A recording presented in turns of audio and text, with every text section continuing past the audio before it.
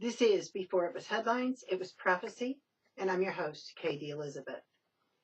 I'm sorry I'm not in the studio today, but to be really honest, it was turning into, I was developing an unholy attitude. So I came to the desk and I will fight with the audio, the video, whatever it is. I'll fight with that another time.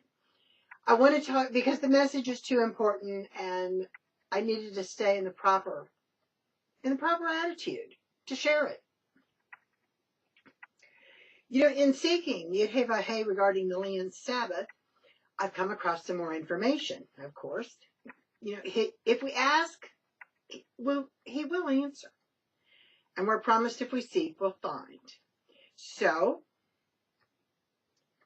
I haven't found all the answers about this coming Shemitah, but I am learning a lot. Now, first and foremost, for those who are aware that it's coming, we do need to prepare. Just as every week for Sabbath. This is our preparation year.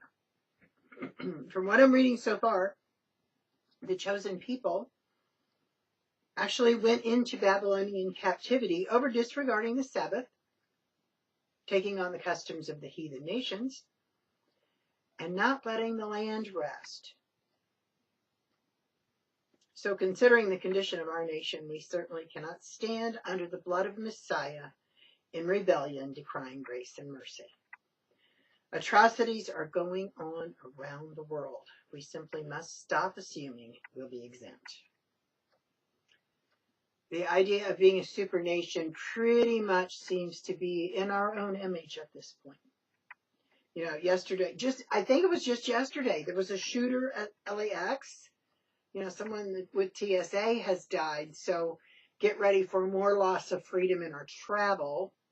And I don't mean to diminish a death of someone, but that is what has resulted every time there has been some unnecessary violence. We tend to overlook, we tend to just make new rules on top of the violence, and we're not really addressing the actual problem, which is we're becoming a violent nation. And then last night here, I live in the middle of, kind of what most would consider in this country certainly not a metropolis area. And there was a shooting death outside of a theater here, or in a town nearby. So, we need to realize the peace has been removed. And sadly, there's more conquering, more controlling in some sort of effort to keep peace that's gone. So that's what's happening.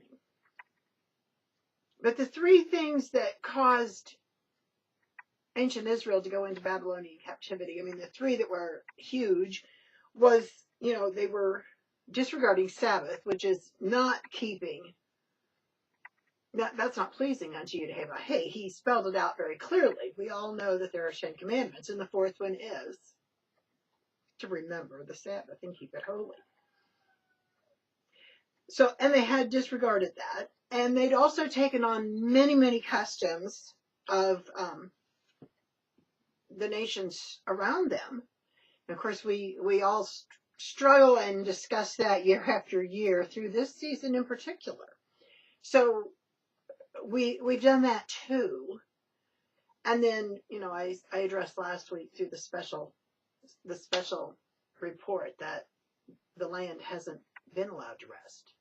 So, with that being said, what can we do about the condition of America?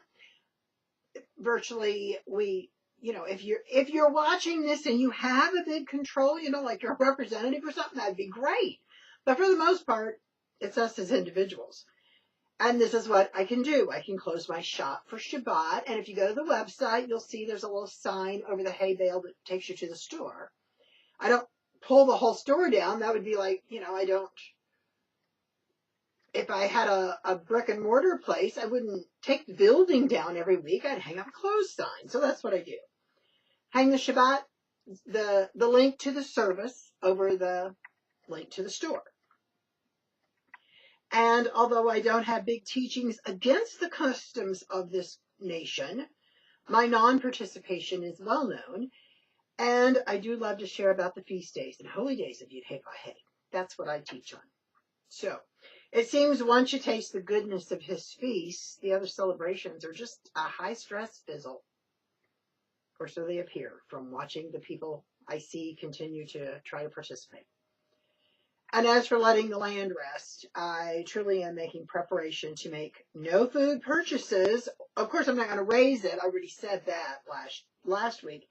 I'm not going to be gardening next year. Yeah, I'm not talking about the spring of 2014. I'm talking about the spring of 2015. Because the Hebrew calendar year is different than the Gregorian calendar year.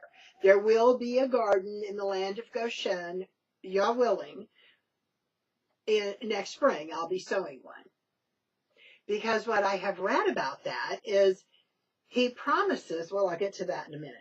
As for letting the land rest, I truly am making preparation. I mentioned that last week, no garden or anything.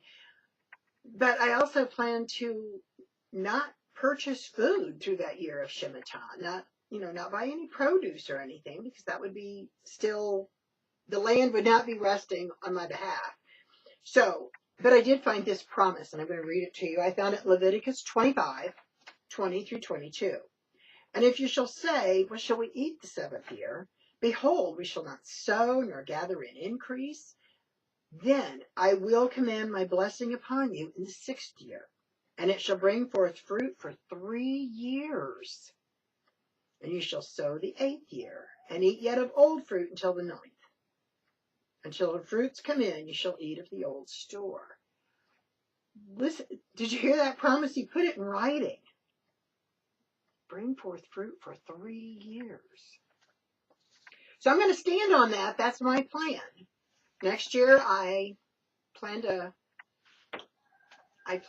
have a nice producing garden and harvest everything that Yud-Heh-Vah-Heh blesses me with to have, and trust him.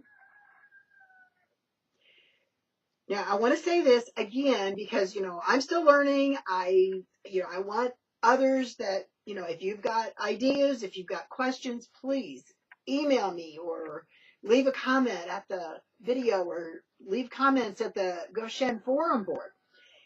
But we have almost a year to repent, get our act together, and boy, all ideas are welcome here. We're watching, and we already know the food stamp program has officially been cut.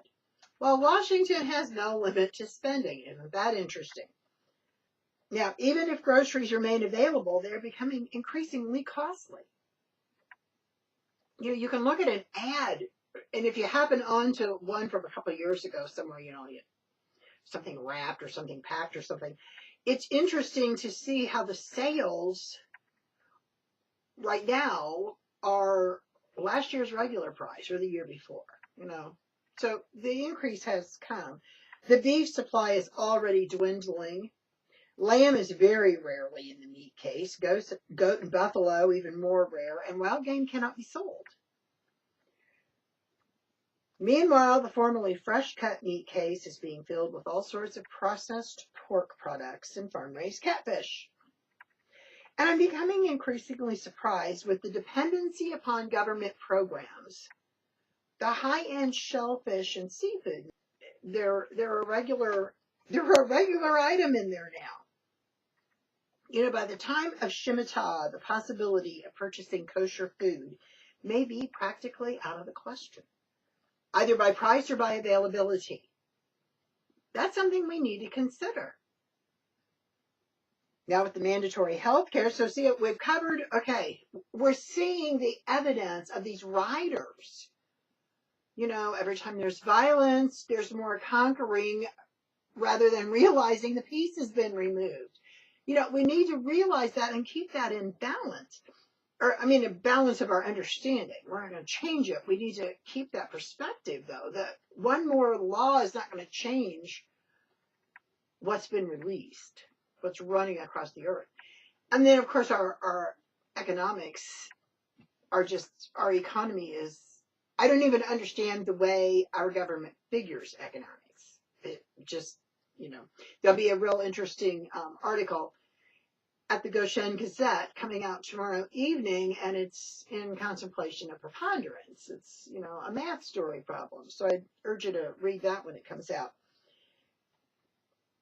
But remember, by the time of Shemitah, even if we have the money, the availability is dropping. And more people are really lacking the funding for proper scriptural nutrition as it is. Garden. Next year, we have a chance. Grow something. Now with the mandatory health care, we're seriously looking at a nation that doesn't even give lip service to faith in a creator. And that's what Jeremiah was telling ancient Israel at the time. At least they were giving lip service. We're not even doing that. Now, clearly, there are individuals who are placing their faith in Yud-Heh-Vah-Heh, our creator. But the nation does not. We have definitely clearly crossed that line.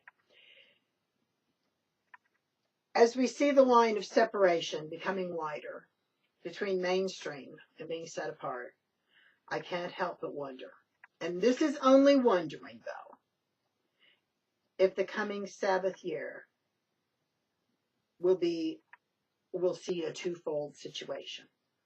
If the coming Sabbath year will not end up with mainstream in some sort of servitude captivity and the communities of Yud-Heh-Vah-Heh to be in gathering. This has been, before it was headlines, it was prophecy. I'm Katie Elizabeth.